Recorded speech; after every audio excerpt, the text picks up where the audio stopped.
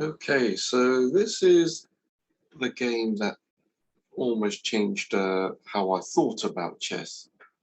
I had been reading Silman's Reassess Your Chess, 4th edition, and it was talking about the position in front of you, what are the features, what candidate moves to select, coming up with a plan. This was quite critical, this moment, because looking here, white has the two bishops.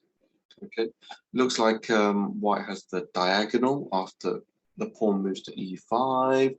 Okay, currently the pawn is attacked here. Okay, black has a knight on the rim here.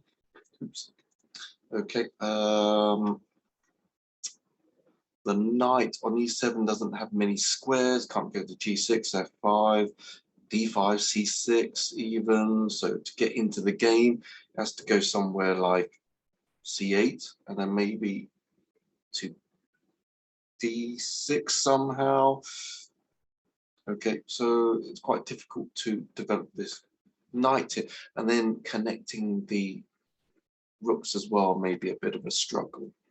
Okay, and then white here, he has the dark squares, because black has no dark square bishop. Okay, so this bishop here is free to roam around the dark squares. Both of these bishops are pointing to the queen side. Okay, so here it's quite easy to come up with queen d4 as a candidate move, protecting this pawn here on c4, bishop to h6, roaming around the dark squares.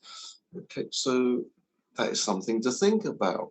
Okay, I also like queen d6, really prevents the pawn from being pushed forwards, cramps black. But there's a downfall to this. Something like knight c8 pushes the queen back, and almost, you could say it's a pointless move. Probably the best square to put the queen on is d4, which you could have done previously, okay? But it's just an idea, okay? So it almost gives way to something like queen d4, rook f to d1, and then maybe the rook is bearing down on this a file, okay? And also when you're looking at black's idea, okay, what's his weakest piece? It's probably these two knights, but the one on a5 is pretty weak. It's not looking that great. I mean, so let's play a nothing move. Okay, it might want to shuffle itself to b7 and then to c5, and it's a lot more centralized. Okay, as you can see here, great little outpost. And if white really wants to take that strong knight with that bishop, well, that just leaves white with this light squared bishop here, and it's just shooting at the queen side only. Okay, so here I thought of another idea. Rook a4, protecting this pawn. Okay, let's go back again. Yeah, protecting this pawn, and then if black starts to corral the pawn on c4, maybe queen c4, queen d4, and the game goes on. Okay, black would be struggling. He's a little bit cramped. Okay, but he'll have to resolve it somehow. Okay, so then thinking about all the dynamics of the position, the two bishops, the dark squares, the light squares, the queen side, the offside knight here. Okay, and then black with his lack of space. I played this move. Now, this was very important. Rook takes a5. Okay, so let's say I had this position a year ago or before I read Silman's Reassess Your Chess. Okay, I probably wouldn't even consider taking the knight on a5. Why? And this is very important. I'd be too scared of losing. Okay, it looks like white has an advantage. Okay, so why play a move like this? Okay, why play rook takes a5? Okay, I've got the advantage. Why not cement it with queen d4, rook a4, and then rook f to d1, just controlling all the files. Okay, and I've got the better pieces. Okay, but sometimes you have to take risks, and I think a lot of beginners don't really do that. They become scared. Instead of playing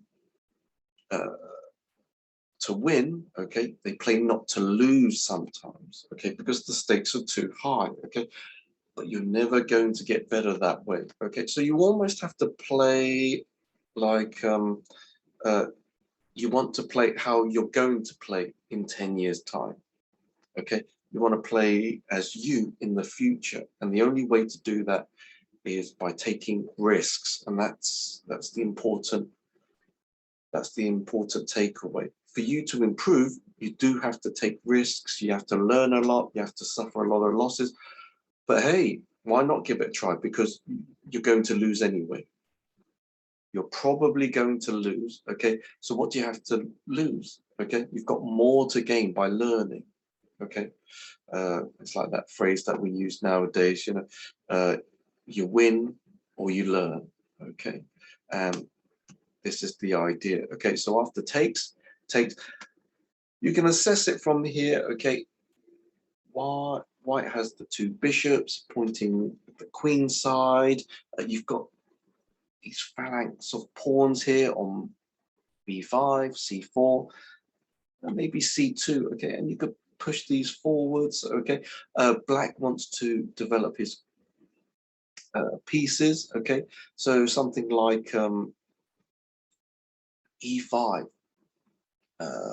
e5, and then where does the rook go?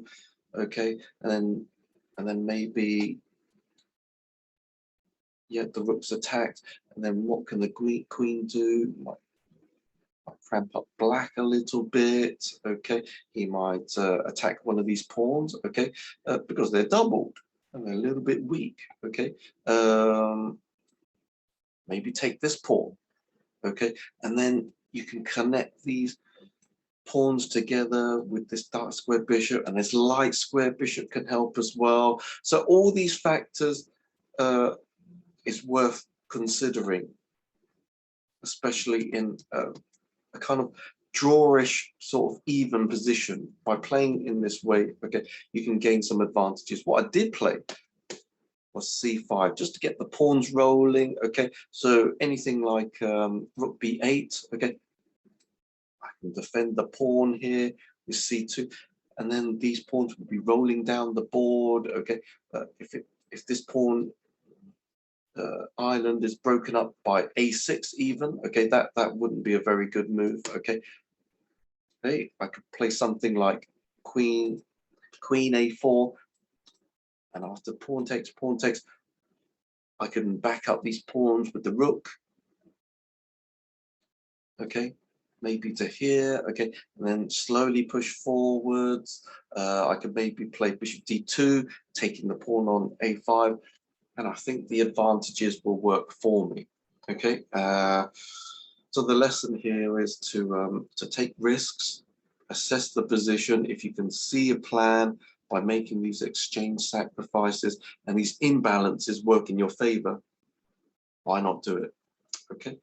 Right, hopefully you got a lot out of it. I know I did. I always use this game as a reference to improving and for taking risks, purely because the end goal is to become a better player. And hopefully you will too. Okay, please like and subscribe. Thank you very much.